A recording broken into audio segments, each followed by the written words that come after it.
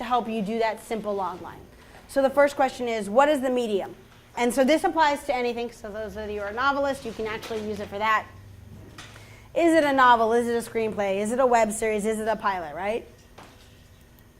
And then what's the title? I would just like to say right now about title, you might think you have the most brilliant title in the world. Your movie gets made. Marketing comes in and says, that title doesn't test well. Title gets changed. Most films I worked on did not have the original title be their final title. Unless it was a remake, in which case the title was part of the thing. But usually, no. They test it. Like, you can't believe, like, you get back these lists saying, this didn't test well here, and marketing starts getting involved. Everyone starts getting involved. So don't become attached to your title. What's the genre? Right? And I said, like, because we want to know the genre, especially when we're an executive, because right away it's going to tell us we don't make that. Like, when I was at Imagine, we don't make horror films. So if someone says to me it's a horror film, I'd be like, unless I've heard from one of my bosses that there's some interest, I'm going to say no right now. Unless you're telling me, just read it as a sample for the right. I'm not going to buy it, right? Who is the protagonist? Now this is important. I don't really care about his or her name. What matters is who is he, she in terms of the story. In other words, down on luck, private detective, teenage boy, ghost of a son, war engineer.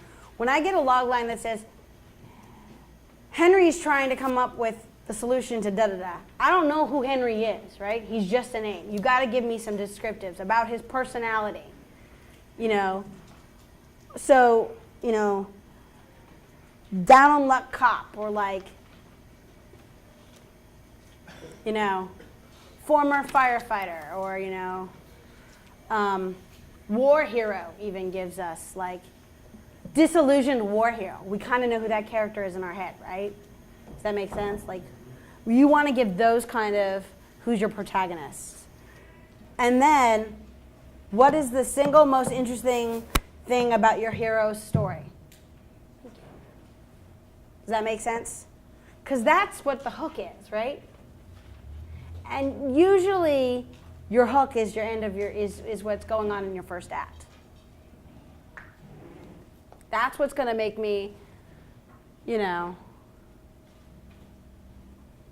want to see the movie. That's what's going to log me in. So, you answer these 5 questions, and then you flip the page, and you see my one, so my novel, the greatest screenplay ever,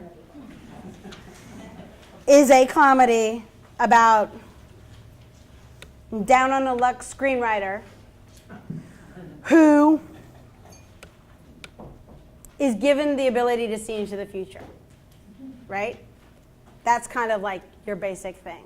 And then you start using that skeleton to refine it. Like, you write that out and you go, well, that sounds clunky, but if I change this around or I change that around. And this is where I say, you want to capture the tone. So if you're writing a comedy, your logline should make people chuckle, right? I'm not saying if you're writing a tragedy, your logline should make someone cry. That's really impossible. But like, they shouldn't laugh at it, though, right? That's a bad thing if they laugh. So you've got to try and do that. And if it's a thriller or suspense, it should leave you hanging, right? And I also know that if you're writing a thriller or something that's a suspense thing, I don't expect to know the resolution when I'm reading the log line. I don't want to know who the actual ultimate bad guy is or who was actually, you know, haunting or stalking. Like, don't give me that answer. Then why do I need to read it? Like, I'm going to make an opinion ahead of time. Because the thrill of those type of genres is this, like, trying to figure it out while you're reading it, right? That's what we want to do. That's when we're watching it. It's the same thing. It should be brief but engaging, right? And you kind of use this to then build your elevator pitch, which is like what you're in an elevator for maybe not even 5 minutes, but like a little bit longer, which then leads to this, which then leads to that, right? And then Laura sent along, because when I asked for this, because I was like, can I borrow this? I think it'd be good for them. She sent along her pitching hints, which I think are really, really, I think you need to make that a little bigger. Although it's in front of you, bigger.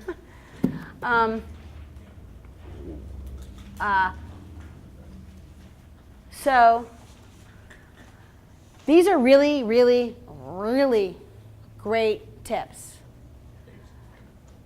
Prepare their listening, right? Be truthful. Be accurate. Practice. See what I was saying? Pitch gets people to want to read more. It isn't your whole synopsis. This kind of doesn't apply to what's going on today, but if you're pitching for an assignment, you have to do a much more detailed pitch, which is a whole other discussion about things. Practice. Don't pitch too much. And don't look at pitching as win or lose. It isn't. Pitching is always a win. It's about building a relationship with an agent, producer, whoever's reading it, right? Listen just as enthusiastically as you pitch. And, you want to be engaged, which leads me to my last thing to talk about, which is when you send your material out or you give it to a consultant or you ask your friends to read it, remember that, especially if it's a friend doing it, right? You then pick a friend whose opinion you trust, right? Don't argue. Listen to all the notes that are given to you. My biggest pet peeve is when someone hires me to read their script, or a company does, and then I give them my notes and they start arguing and disagreeing with me. I say to them, you paid me for my opinion, and I feel it's this. Like, not saying that I'm right, but you want my opinion. I don't think this is working, or this isn't coming through. Don't get mad at me. Don't yell at me. This is in general advice to anybody you're dealing with. You don't get to be rude and argumentative until you are powerful. And as a screenwriter, that means really, really powerful, because even a middle of the road screenwriter, I can tell you, we have conversations where like, they got the best take, and here's the following rest of the conversation. But they're so difficult to deal with, and it's going to be a process, and it's going to make me just not love the project as much. And do we really want to put up with that? Or what about this other writer whose take isn't that bad, and we think we can massage them to there? They cost about the same. Well, what do we want to deal with? I'm going to go with the easier person.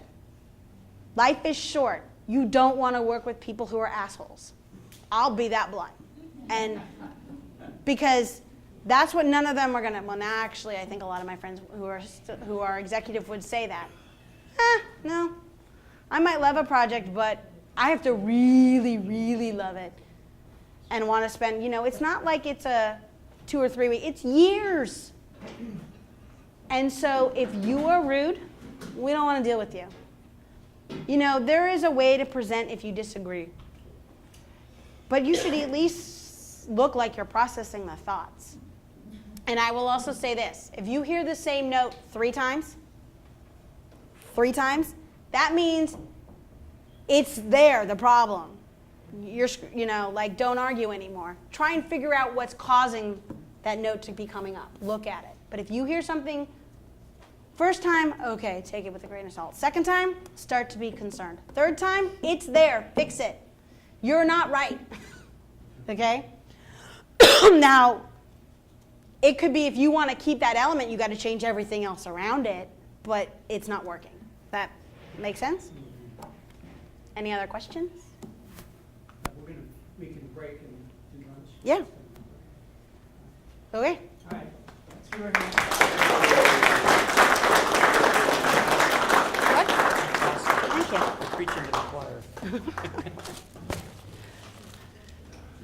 Okay, so they're putting out lunch. It's a breakfast buffet. And I got to say, whatever, Leah is just amazing. I've been preaching this stuff my whole life because when you work in the business, this is the stuff you hear. So you can take it as gospel because there's 2 or 3 professionals in this room who will verify everything she's saying. So just remember that it's a very difficult business. You don't need. I'm going to make a T-shirt out of this. Life is short. Don't be an asshole. That's going to be a T-shirt.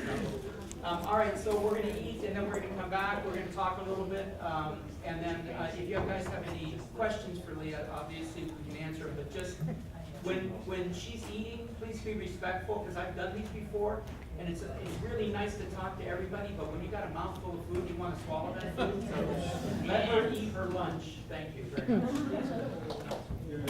Do you want to leave this on when I eat?